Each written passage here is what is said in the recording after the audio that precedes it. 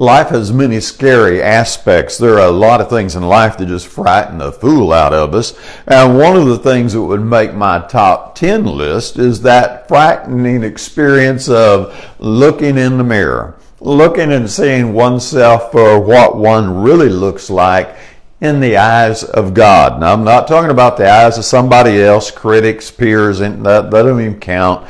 I'm talking about what we look like when God looks at us and sees the truths that we really don't want to see. James chapter 1, verse 23 and 24, he used that analogy of a mirror. And we come to the Word and we look in the mirror of God's Word and we endeavor to see who and what we really are. And this is tough. This is just really tough, because one of the hardest people to see with accuracy is ourself. Now, it's difficult enough to see other people with accuracy, but ourself, that's really tough. And yet Paul told us in 2 Corinthians 13:5 that we are to examine ourselves, to test ourselves, to prove whether we're really of the faith or not. That's some serious, deep stuff. So there's a lot of difficulty, a lot of heartache that happens here as you drill down into those things that are not as pretty as you'd like them to be.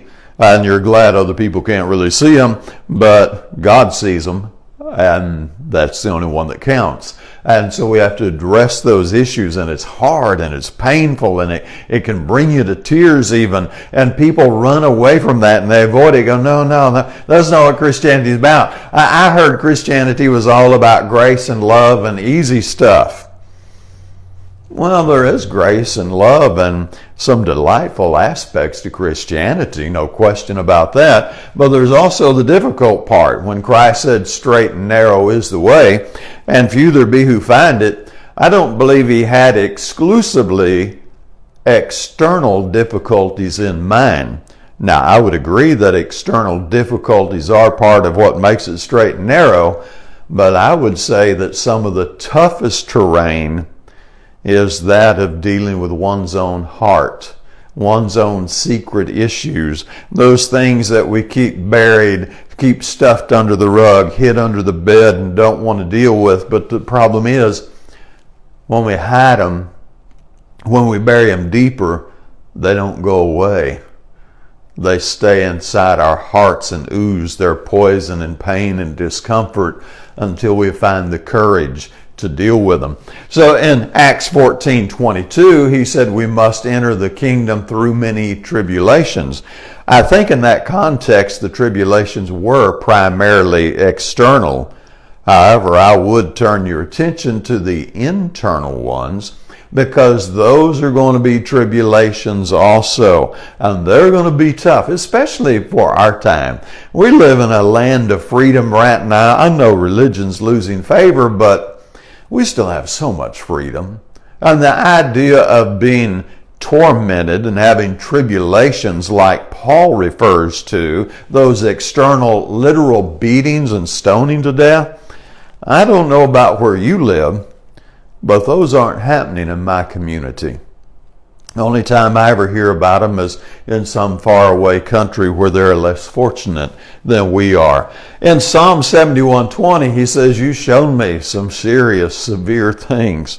Again, I would point you to looking inside. Of course, one of the things I say is, unless you are absolutely 100% perfectly flawless in every conceivable way, then you still have some stuff inside that needs to be worked on.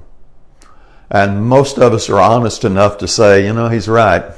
I'm not perfect and flawless in every conceivable way. I still have issues. I still have problems, fears, doubt, worry, hatred, bitterness. There are just so many different things that hide in the depths of our heart. And we have to get in there and we have to let God show us those things. And we have to be willing to go through the crucible of pain and honesty and self-reflection. And when we have the courage to go through that fire and let it heat us and bring the dross to the top, then it really becomes possible, as Paul would say in Philippians 2:12, to work out our own salvation with fear and trembling.